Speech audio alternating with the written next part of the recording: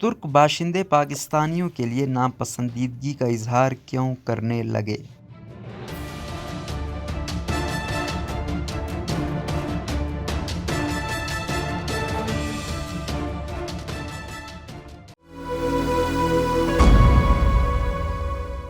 چند ہفتے قبل ہمیں ترک پولیس نے روکا، لیکن جب انہیں ہمارے پاکستانی ہونے کا علم ہوا تو ان میں سے ایک اہلکار نے کہا ارکاداش یعنی دوست، اور ہمیں جانے دیا، لیکن اب بہت سختی ہے اور پاکستانیوں کو جگہ جگہ روک کر چیک کیا جاتا ہے۔ یہ کہنا تھا ترکی کے شہر استنبول میں مقیم پاکستانی شہری اسد علی زیدی کا، جنہوں نے ترک حکام کے رویے میں تبدیلی کی ایک وجہ اپریل میں بعض پاکستانیوں کی جانب سے مقامی خواتین کی ویڈیوز سوشل میڈیا پر مبینہ طور پر اپلوڈ کرنے کو قرار دیا۔ انڈیپینڈنٹ اردو کے عبداللہ جان سے بات کرتے ہوئے اسد نے بتایا کہ ان ویڈیوز کے باعث سوشل میڈیا پر پاکستانیوں کے خلاف بہت بڑی مہم شروع ہوئی، جس کی وجہ سے وہاں کی حکومت نے بھی غیر ملکی خصوصاً پاکستانی شہریوں کے خلاف کچھ سخت اقدامات اٹھائے۔ استنبول میں ہی مقیم ایک اور پاکستانی شہری عدیل علی نے یوٹیوب پر ویلاگ میں کہا کہ ترکی میں اب حالات پہلے جیسے نہیں اور اس میں پاکستان سے آنے والوں کا بھی قصور ہے۔ بعض لوگوں کی حرکتوں کی وجہ سے اچھے لوگوں کا بھی غیر ضروری مشکلات کا سامنا کرنا پڑ رہا ہے۔ ترکی میں گزشتہ 4 سال سے مقیم اسد کے مطابق انہوں نے عام ترک شہریوں کی اکثریت کے رویے میں تبدیلی نہیں دیکھی۔ وہ اسی طرح خوش اخلاقی سے ملتے ہیں، لیکن حکومتی اہلکاروں کا غیر ملکیوں کے ساتھ سلوک خراب ہو گیا ہے۔ انہوں نے کہا کہ چند ہفتے قبل جب وہ ایک دوسرے شہر سے استنبول کا سفر کر رہے تھے تو پولیس نے بس میں سوار تمام مسافروں کو اتار کر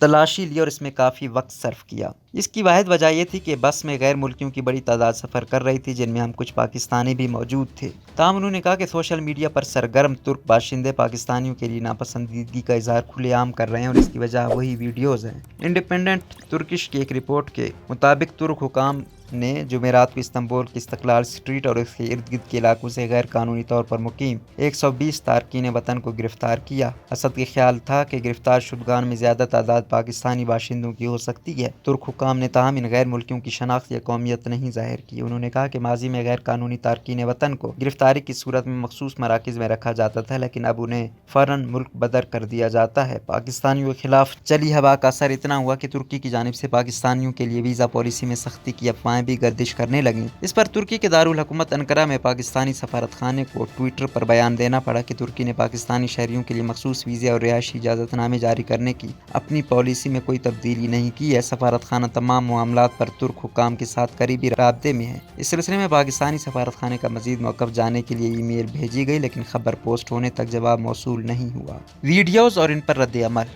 اپریل کے اوائل میں مختلف سوشل میڈیا پلیٹ فارم پر ترکی کی ایسی ویڈیوز دیکھنے کو ملیں جن میں کیمروں کا مرکز ہدف خواتین تھیں۔ ان ویڈیوز میں ایسی خواتین کو دکھایا گیا جنہوں نے چست اور مختصر لباس زیب تن کر رکھے تھے، جبکہ ایک ویڈیو میں فلم بنانے والا کافی فاصلے تک ایک لڑکی کا تعاقب کرتا رہا۔ ایک اور ویڈیو میں سمندر کنارے نکرز پہنے نوجوان لڑکیوں کو بھی دیکھا جا سکتا ہے۔ یہ ویڈیوز یوٹیوب اور فیس بک وغیرہ پر شیئر ہوئیں۔ ان ویڈیوز کو دیکھ کر اندازہ ہوتا ہے کہ ان میں نظر آنے والی خواتین و حضرات کو معلوم نہیں تھا کہ انہیں فلمایا جا رہا ہے۔ اسد کا جو خود بھی یوٹیوب ویلاگر ہیں کہنا تھا کہ ایسی ویڈیوز سینکڑوں کی تعداد میں کافی عرصے سے سوشل میڈیا پر موجود تھیں، لیکن ان پر ترک عوام کا رد عمل اپریل میں دیکھنے کو آیا۔ یہ رد عمل خصوصاً ٹویٹر پر بہت شدت سے ظاہر ہوا اور اس میں ترک باشندوں کی بڑی تعداد نے حصہ لیا۔ اپریل کے دوسرے ہفتے میں استنبول میں ایک واقعہ پیش آیا جس سے پاکستان مخالف جذبات کو مزید ہوا ملی۔ استنبول میں مقیم پاکستانی اور افغان تارکین وطن کے گروہ نے 4 نیپالی سیاحوں کو تاوان کی غرض سے اغوا کیا، تاہم ترک پولیس نے آپریشن کے نتیجے میں اغوا شدگان کو بازیاب کروا لیا۔ بعد ازاں ترک حکام نے ایک ویڈیو جاری کی جس میں گرفتار پاکستانی اور افغان اغوا کاروں کو دکھایا گیا۔ ترک سوشل میڈیا پر پاکستانی